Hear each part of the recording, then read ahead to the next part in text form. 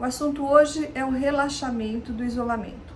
Quando que ele vai acontecer, como que ele vai acontecer e onde já está acontecendo. Olá, eu sou a Thaís Oyama, estou aqui para o nosso encontro semanal das segundas-feiras no canal UOL. Lembro que se você não se inscreveu ainda, pode clicar nesse botãozinho aqui para receber as nossas atualizações e não perder nenhuma notícia. No Brasil, na sexta-feira, a Prefeitura de São José dos Campos, em São Paulo, anunciou que vai autorizar a abertura de setores de comércio e da indústria a partir da semana que vem. A iniciativa está sendo criticada por especialistas porque, assim como no resto do Brasil, os números de contágio na cidade por coronavírus ainda continuam subindo. Já na Europa, diversos países estão vendo a curva da epidemia se estabilizar e, por causa disso, começaram muito devagar a relaxar as medidas de isolamento. Lembrando que na Europa a situação é diferente do Brasil.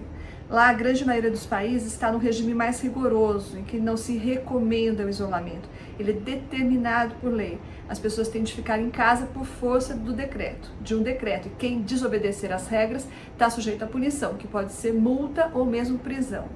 É a chamada quarentena ou confinamento, ou em inglês lockdown. Entre os países que estão começando a relaxar a quarentena, agora está a Itália, que foi o primeiro país europeu a decretar o confinamento e um dos mais atingidos pela doença. A Itália autorizou a abertura de alguns tipos de comércio, como livrarias e lojas de roupas infantis. Mas as pessoas, tanto os vendedores quanto os clientes, têm de usar luvas, máscaras e as lojas têm o compromisso de desinfetar o ambiente pelo menos 2 vezes por dia. Mas outras regras continuam valendo até o dia 3 de maio. Indústrias, por exemplo, continuam fechadas, assim como a maioria do comércio e as escolas.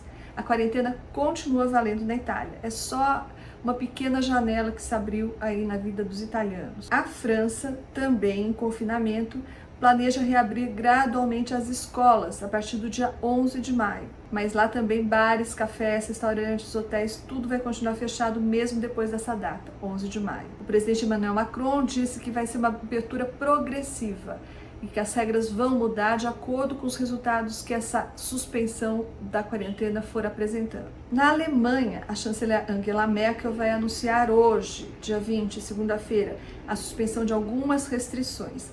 Já se sabe que as escolas vão ser abertas a partir do dia 4 de maio e algumas lojas também. Mas aglomerações, por exemplo, continuam proibidas pelo menos até o final de agosto. Espanha. Nesta semana, a Espanha abriu algumas indústrias e a área de construção civil na região de Madrid. A Espanha está em lockdown desde o dia 15. Bares, restaurantes, escolas também vão continuar fechados. Lembrando que a Espanha teve o segundo maior número de mortes por coronavírus no mundo, depois dos Estados Unidos. Na mesma linha, Áustria, Dinamarca, Noruega também estão fazendo o mesmo, suspendendo gradativamente as medidas de quarentena. Mas aí vem a pergunta, quais são os critérios que esses países estão usando para relaxar a quarentena? Bom, o primeiro, e talvez o único que seja comum a todos, é a observação da estabilização da curva da pandemia, ou seja, a observação de indícios de que a pandemia parou de crescer nesses lugares e começa a atingir um patamar mais estável para começar a descer a partir de agora. Todos os países europeus que relaxaram as medidas observaram isso, mas depois disso o resto é tentativa e erro. E essa é a notícia não muito boa. Ninguém sabe ainda como fazer essa suspensão da quarentena de forma precisa, gradativa e, digamos, mais técnica e científica. Por exemplo, por que as livrarias na Itália vão ser abertas e não as oficinas mecânicas?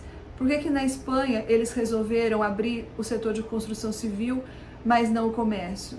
Não existem respostas para isso, é uma coisa que dá mesmo a impressão de ser aleatória, de serem medidas tomadas aí numa tentativa que pode resultar em acerto ou não.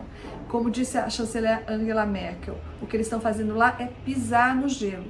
Qualquer pisada mais abrupta pode ter um resultado muito ruim. Então está todo mundo com muita cautela e ainda tem muita incerteza. Essa incerteza diz respeito tanto às medidas de suspensão do relaxamento, quanto ao que fazer depois do relaxamento para evitar novas ondas de contaminação. Porque enquanto não vem a vacina, as pessoas que saíram do relaxamento podem vir a se contaminar novamente e contaminar outras pessoas. Então os países estão apostando na testagem em massa em primeiro lugar. Quanto mais testes for possível fazer, menos isolamento aleatório é necessário, porque se saberá quem que deve ficar isolado e quem que não precisa ficar isolado. O problema é que ainda não existem testes disponíveis para todo mundo. O substituto mais barato neste momento é o termômetro. A solução que foi usada na Coreia, por exemplo, né? As pessoas têm a temperatura tomada, medida em vários pontos de circulação das capitais. Então, aí se observa a partir dessa medição de temperatura quem está com febre ou quem não está com febre. De novo, não é uma medida precisa, porque as pessoas, inclusive, podem estar com febre por outros motivos que não a infecção por coronavírus, mas é uma medida mais barata e mais disponível do que os testes. Outra alternativa para o pós-isolamento é o uso de celulares para rastrear as pessoas com quem o infectado teve contato. E a partir daí avisar essa pessoa com quem o infectado teve contato para também ficar em isolamento.